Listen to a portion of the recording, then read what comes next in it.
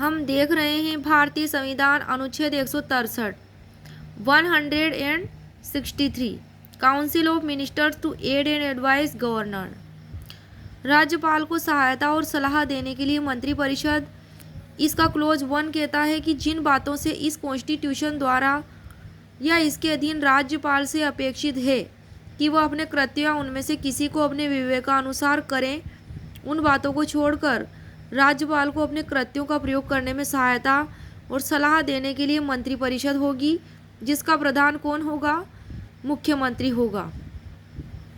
Close 2 कहता है अनुच्छेद 163 का कि यदि कोई प्रश्न उठता है कि कोई विषय ऐसा है या नहीं जिसके संबंध में इस संविधान द्वारा या इसके अधीन राज्यपाल से अपेक्षित है कि वह अपने विवेकानुसार कार्य करे, तो राज्यपाल का अपने विवेकानुसार किया गया विनिश्चय अंतिम होगा और राज्यपाल द्वारा की गई किसी बात की विधि मान्यता इस आधार पर प्रश्नगत नहीं की जाएगी कि उसे अपने विवेकानुसार कार्य करना चाहिए था या नहीं। क्लोज 3 है कि इस प्रश्न की किसी न्यायालय में जांच नहीं की जाएगी कि वह मंत्रियों ने राज्यपाल को कोई सलाह दी और यदि दी तो क्या दी। न्यायालय में इस बात की कोई भी जांच नहीं की जाएगी कि मंत्रियों ने राज्यपाल को सलाह दी तो क्या दी इस बारे में। आर्टिकल 164 है other provisions as to ministers, मंत्रियों के बारे में अन्य उपबंध। क्लोज 1 है कि मुख्यमंत्री की नियुक्ति राज्यपाल करेगा और अन्य मंत्रियों की नियुक्ति राज्यपाल मुख्यमंत्री की सलाह पर करेगा तथा मंत्री राज्यपाल के प्रसाद पर्यंत अपने पद धारण करेंगे।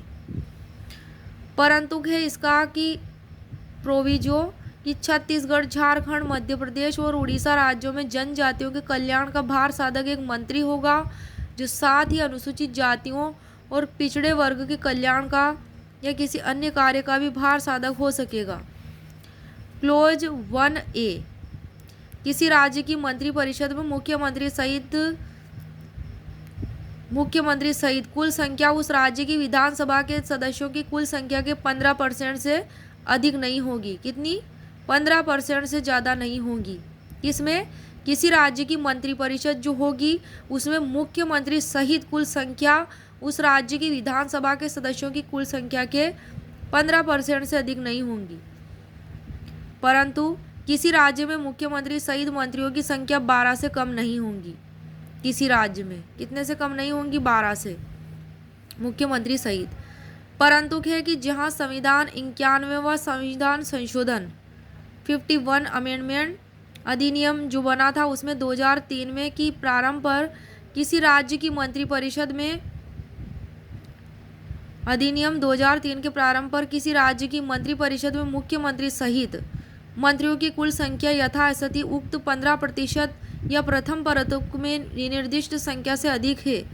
हाँ, उस राज्य में मंत्रियों की कुल संख्या ऐसी तारीख से जो राष्ट्रपति लोक अधिसूचना द्वारा नियत करे 6 माह के भीतर इस खंड के उपबंधों के अनुसार लाई जाएगी। 6 माह के भीतर। क्लोज 1ख इसमें है कि किसी राजनीतिक दल का, किसी राज्य की विधानसभा का या किसी राज्य के विधानमंडल के किसी सदन का जिसमें विधान परिषद भी है, कोई सदस्य जो 10वीं अनुसूची के पैरा 2 के अधीन उस सदन का सदस्य होने के लिए निरर्हित है, डिस्क्वालीफाइड है, अपनी निरर्हता की तारीख से प्रारंभ होने वाली उस तारीख तक जिसको ऐसे सदस्य के रूप में उसकी पदावधि समाप्त होगी, या जहां वह ऐसी अवधि की समाप्ति के पूर्व यथास्थिति किसी राज्य की विधानसभा के लिए विधान परिषद वाले किसी राज्य के विधानमंडल के किसी सदन के लिए कोई निर्वाचन लड़ता है, उस तारीख तक उसको निर्वाचित घोषित किया जाता है। इनमें से जो भी पूर्वोत्तर हो की अवधि के दौरान क्लोज 1 के अधीन मंत्री के रूप में नियुक्त किए जाने के लिए भी डिस्क्वालीफाइड होगा। क्लोज 2 है मंत्रिपरिषद राज्य की विधानसभा के प्रति सामूहिक रूप से उत्तरदायी होगी। ये बात क्लोज 2 में दी गई है अनुच्छेद 164 के क्लोज 2 में।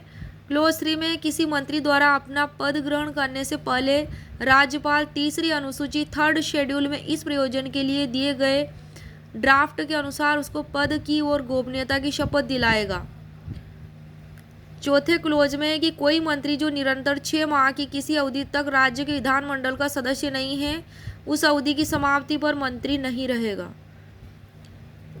पांचवा है क्लोज, मंत्रियों के वेतन और भत्ते होंगे जो उस राज्य का विधानमंडल विधि द्वारा समय समय टाइम टू टाइम पर अवधारित करे, और जब तक उस राज्य का विधानमंडल इस प्रकार अवधारित करता है तब तक ऐसे होंगे जो दूसरी अनुसूची में विनिर्दिष्ट है।